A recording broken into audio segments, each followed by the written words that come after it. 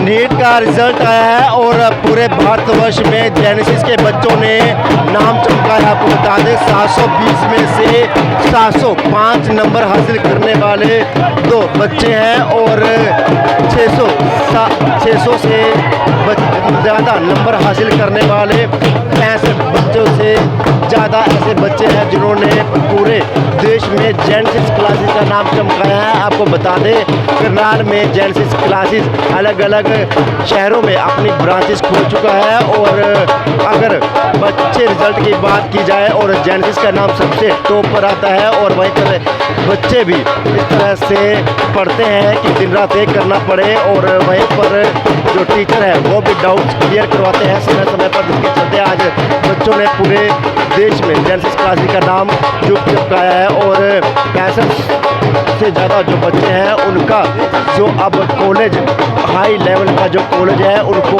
मुहैया होने वाला है, जिसके चलते जेनेसिस के बाहर खड़े बच्चों में खुशी का माहौल है और बच्चे झूमकर नाचकर गाकर जो अपनी खुशी है वो व्यक्त करते हुए नजर आ रहे हैं और बच्चों के माता पिता भी यहाँ पर पहुँचे हुए दिखाई दे रहे हैं। फिलहाल बच्चों से जानने का प्रयास हम जरूर करेंगे नीट के इस रिजल्ट को लेकर वो क्या कहना चाहेंगे। मेरे साथ तस्वीरों में बने रहिएगा।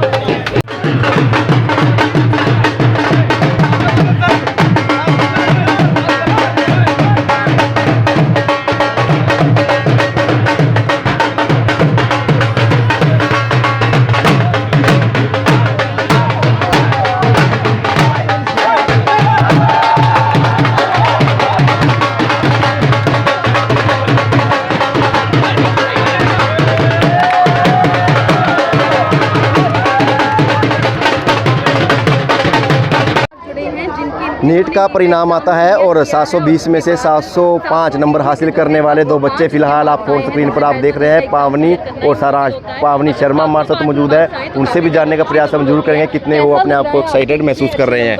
पहले तो नीट का एग्ज़ाम क्लियर करने काफ़ी मुश्किल होता है। बहुत ही अच्छा लग रहा है और मतलब इतना तो जब शुरू में ज्वाइन किया था इंस्टीट्यूट तो इतना तो सोचा भी नहीं था कि इतना अच्छा करेंगे, बट अब बहुत ही अच्छा लग रहा है कि इतना अच्छा रैंक आया है। तो कितनी मेहनत लगी है, कितना टाइम आप पढ़ते थे?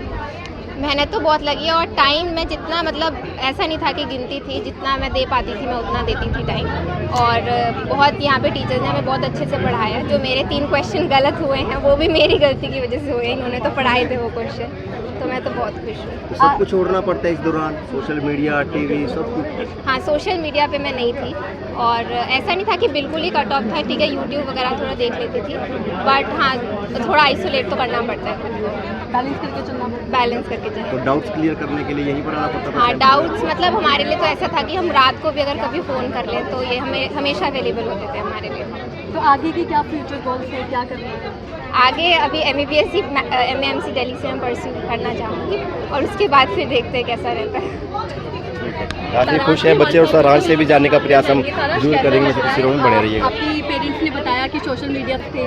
हाँ, बहुत अच्छा लग रहा है। अभी इतनी खुशी हो रही है कि कई डिसीजन जो मैंने लिए सोशल मीडिया से कट ऑफ रहना पड़ा, जो इंस्टाग्राम, फेसबुक, इन चीज़ों से कट ऑफ रहा, इन चीज़ों को यूज़ नहीं करा, इनका बहुत अच्छा डिसीजन रहा।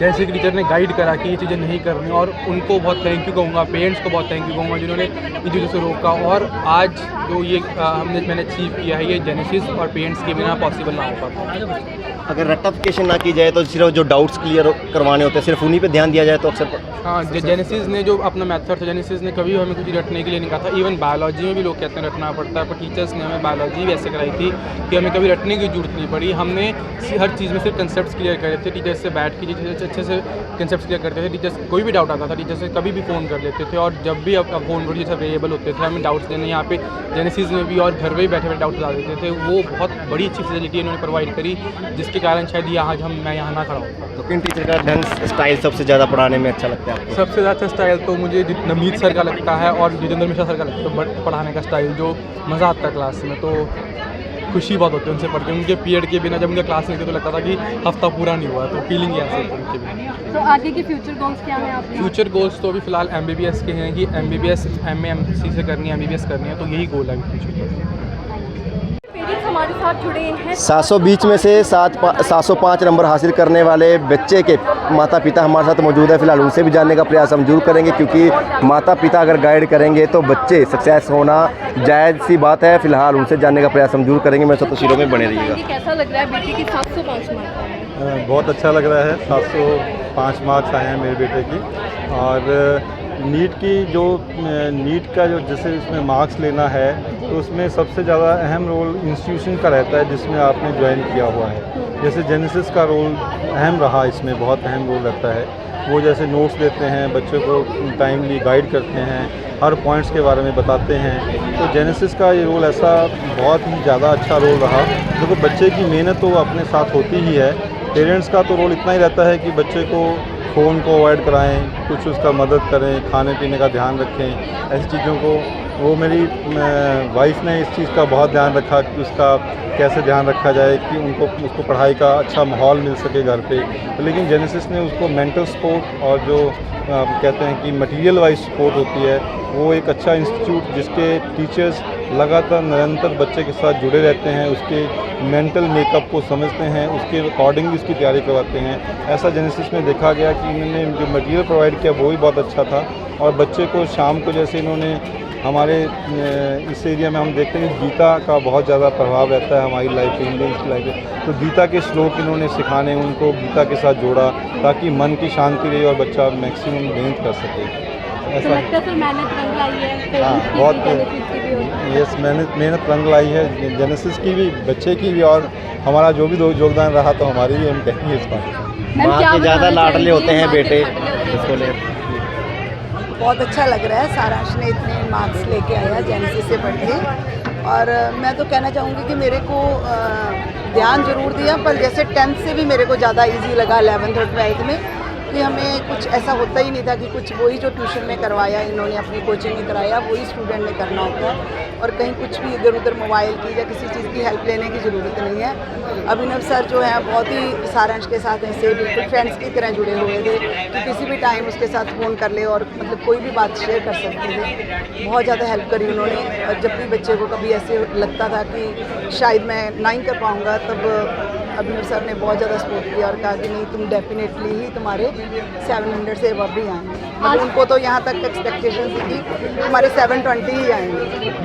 आजकल के बच्चे हैं जो सोशल मीडिया पर ज़्यादा रहते हैं, फ़ोन पर ज़्यादा रहते हैं। मेरे बेटे की ये बहुत अच्छी बात थी कि उसने मोबाइल अभी एग्ज़ाम के बाद ही ली, और जब मैं कई करती भी थी कि तुम मेरे मोबाइल से अगर कुछ देखना है मटीरियल, कुछ ऐसा क्वेश्चन है देख लो, तो भी कहता था कि मम्मा जितेंद्र सर ने मना किया कि तुम हमारे पास ही आओ लेके क्वेश्चन, हम ही तुम्हें समझाएंगे, उसको मोबाइल से चेक करने की कोशिश ना करो, क्योंकि मोबाइल में एक तो आंसर भी पता नहीं चलता कि 2 या 3 कई बार होते हैं और गलत मतलब उसमें बंदे का कंसेप्ट बन जाता है।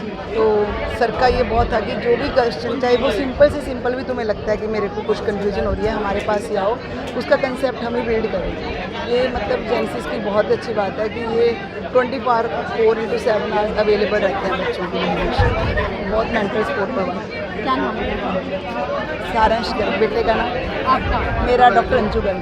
Thank you.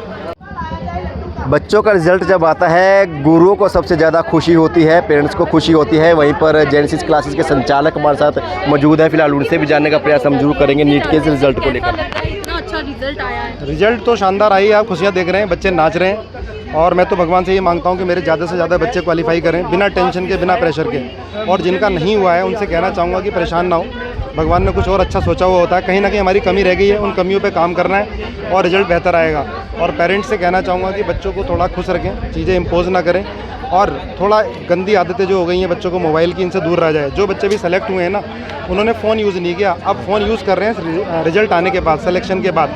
और थोड़ा अपने जो भारतीय संस्कृति में वेद हैं, गीता है, उनसे बच्चों को जोड़ना चाहिए। आधा 1 घंटा उसमें समय देना चाहिए। आउटडोर गेम खेलें। मेरा कोई भी स्टूडेंट ऐसा नहीं था जिसने थोड़ी सी भी टेंशन ली हो, सारे हंसते मुस्कुराते ही सेलेक्ट हो गए। सभी बच्चों कितने बच्चों को रिजल्ट आया और क्या रहा? सर 600 से ऊपर 65 बच्चे हैं, जिनमें लगभग 270-280 बच्चों ने एग्ज़ाम दिया था। ये बहुत बड़ा रिजल्ट है। मुझे लगता है कि भारत का मैक्सिमम परसेंटेज ऑफ सिलेक्शन हुआ है, और पिछले साल भी ऐसा ही था। पिछले सालों में भी 700 से ऊपर बच्चों के नंबर आए हैं। तो ये तो बस एक तरह से कर्म जो है वो क्रिया बन गया है, स्वतः होता जा रहा है। टीम हमारी बहुत शानदार है और टीम लगी पड़ी है सारे सेंटर में। मिठाई खिलाकर और ढोल बजाकर खुशियाँ मनाई गई। जैसे भी, ये तो अपना अपना तरीका है जैसे बच्चे। और मुझे लगता है कि हर एक छोटे छोटे पल की हमें खुशियाँ मनानी चाहिए, सबको मनानी चाहिए, खुशियाँ हमें ढूंढनी चाहिए। ये नहीं कि भाई हम कंपैरिजन करें, इसका ये हो गया, उसका वो हो गया। हमें अपना देखना चाहिए हमारे पास क्या है, तो हैप्पी। अभी जो जिन बच्चों ने एग्ज़ाम दिया था ना, वो तो 274 थे। हालांकि देखो हमारा जो ये करनाल है ना, करनाल में ऐसा नहीं कि बहुत स्टूडेंट है, पर क्वालिटी स्टूडेंट है। बच्चे लगते हैं मेहनत से और अच्छा कर रहे हैं। जो बच्चा एनर्जेटिक होता है, बच्चों को क्या कहेंगे जो आप अच्छा भविष्य बनाना चाहते हैं, जेनेसिस में आए? बस जेनेसिस में आए हैं, नहीं आए हैं, अपनी मेहनत ज़्यादा करें। ये नहीं होता कि सिर्फ इंस्टीट्यूट में आकर सिलेक्शन हो जाता है, अपनी मेहनत बहुत ज़रूरी होती है, टिकना पड़ता है, संघर्ष करना पड़ता है, तब जाके कहीं सिलेक्शन होता है। आपका पूरा नाम? मेरा नाम जितेंद्र अहलावत है, मैं मैनेजिंग डायरेक्टर हूँ जेनेसिस का।